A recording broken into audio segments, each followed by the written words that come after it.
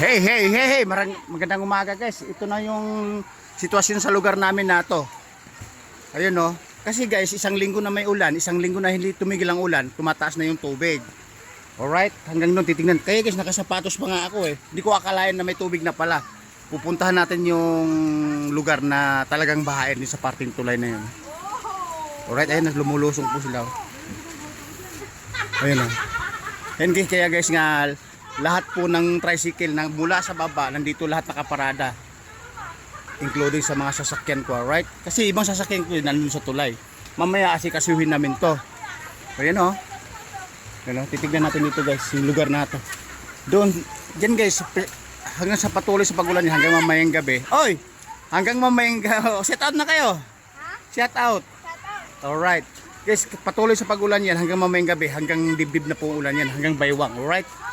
Pupunta natin dito yung lugar na dito sa lugar na to guys, ito ang pinakamalalim na lugar sa may tulay, mas delikado, kaya nga may bangka po doon. Pagliko natin sa tulay, may makikita po natin yung bangka, alright? Hey, maulan ba dyan? Ay, nakasilo sila dyan dito sa may tulay na to. Ay, ayan guys, sinasabi ko sa inyo, dito sa pag-ahon ng tulay na to, naka-ready yung bangka everyday. Alright? Ayan o, yung bangka na yan, naka-ready po yan palagi. Always ready para po sa barangay namin. Eto, marami ng sasakyan sa taas dahil ito yung sa barangay namin na lubugin yung lugar. Alright? Ayan, tingnan natin yung sapa guys. Ayan, tingnan natin. Ayan, pati po dito sa tulay guys. Pati po dito sa tulay na to. Ayan o. Lubog na, ayan o. Yan ang delikado guys. Nakita niyo yung tulay dati niyan guys na may mababa. Giniba na po yan kasi lagi nag-overflow po yan. Ayan. Lagi po nag-overflow yan. Ito yung lugar guys na pagitan ng Barrera at Diez Garcia. Kasi yung gawin doon, sakop na ng Diez Garcia po sa gawin sa may tulay na yan. Dito naman sa parting Barrera. Alright, shout out! Sandali, babalik. Alright guys, ito kasi guys. Ato. Pag ito umabot na ng isang linggo to. Ay, share mga boss, shout out sa inyo. 5 channel po tayo. Baka may shout out kayo. Taga Barrera lang din kayo, no? Alright. Kasi guys, ito na to. Laging pinupuntahan ng mga ng mga rescuers si lugar na to kasi kung na yan, nakikita niyo yung na yan, yung riprap na yan, dati wala yan kasi yung tubig papunta po doon. O diba? Tapos dito naman sa kabila, mas delikado. Alright? Ayan o. Itong mga bahayan na to, mas delikado kasi nga, pag inabot ng tubig, halos kalahati po ng tubig ang inabot mo nito. Kaya guys, tingnan mo yun nasira yung na ito, yung barakada na may siya, yung na may galon, na may bakal. Kita nyo, naipon-ipon na siya, nasayang lang. Kasi guys, ang purpose kasi niyan, haharangan yung mga dumi.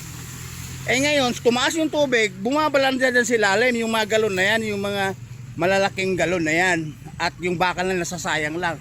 Tingnan niyo yung lugar na yan, halos kalahati na ng tubo, kalahati na ng niyog, designated area na yan. Alright, dito naman sa lugar na to guys, may bahay din dito. Oy mga idol! Dito sa lugar na to, yung mga bahayan na to, inabot din ng tubig to, mas delikado rin. Alright? Yan o, ito, kakilala natin bida-bida natin to, mga followers natin to. Ayun o, kasi nakarang last year kasi, nakarang taon, inabot po to ng tubig. Itong lugar na to, ayun o. Pansinin nyo, ayun o. Ayan, pansinin nyo. Yung tubig, malapit na dito. Oy! Tubig ba? May tubig na ba dyan? May tubig na ako eh. Mga ilang araw pa yan bago abutin yung sahig mo. Baka mamaya abutin yung mga kalakal mo, rin yan.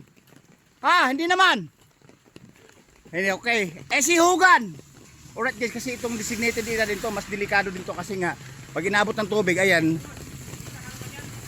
Sintabos pa lang. Oo guys, tinatanong kasi kung kumikita pa tayo. Sabi ko sintabos pa lang. Kailang $? Yes, dollar. Alright, yes. Ito yan. Ayan, di ba? Balik na po tayo kasi yung lugar na yan, inaabot po ng tubig yan. Dito naman, inaabot din ng tubig, kaya mas mababa, alright? Okay, and mas dito delikado na sa gilid. Guys, ito kasi sa lugar na yan, mas delikado. Tinatanong ni nanay, sila safe naman dahil malayo naman sila sa sapa. Di ba nanay? Alright, kasi dito guys, kunting taas lang dyan, mas mababa lang. Kaya hindi katulad po dito sa kabila na mas mataas. Nanay, magandang maga sa iyo. Shout out sa inyo. Alright? Guys, punta muna tayo dito. Guys, hindi natatapos yung ulan. Nadaanan natin yung mga bida-bida din eh. Shout out sa Jabar sa inyo, sir. Napadaan lang ha. Hoy, kaway. Alright, mga kabarangay natin yan guys. Dito tayo. Guys, tingnan mo. Punong-puno ng mga sasakyan dito sa pag-ahon ng tulay. Tingnan nyo. Ayun o. Ayan o. Diba? Kasi nga, hinahandaan nila yung baha.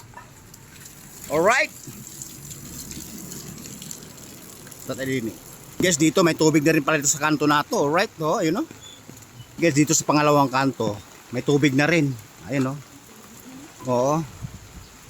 Basang-basa sa ulasit. Sige, diretso ka na. Ingat ka dyan. Alright. Ayun, no? Dito guys, sige, no? Ayun, no? Basang-basa sa ulan. Ingat ka. Huwag kang kakamit ng mga bangka. Mababa pa lang. Alright. Ayun, no? Ayun. Alright guys, di ba? Pataas na yung tubig sa lugar namin. Alright guys, uwi na po tayo. Titingnan natin yung kabilang area dito. Alright? Traffic ng mga sasakyan kasi nga sobrang ulan, sobrang hindi tumitigil yung tubig. Alright, lalo na sa amin may tubig na. Malapit na sa amin. Sa amin patas yung tubig. Yung mga kalakal ko, aabutin na mga tubig. Yung mga items ko, aabutin na ng tubig. Oh, ayun na. Ayan guys, yung tubig palapit, papasok na sa loob namin. Mababasa na yung mga items namin. Ayun, mga bata, tuwang-tuwa. Alright? Ayan oh.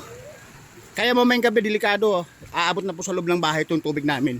Mababasa na yung mga sasakyan namin at saka mga items at pundo. Alright, tatapusin ko na yung video guys. Alright. Oh, shout out sa inyo. Alright. Okay. Hey, tagulan, bagyo, hindi tumitigil ang tubig. Tapos.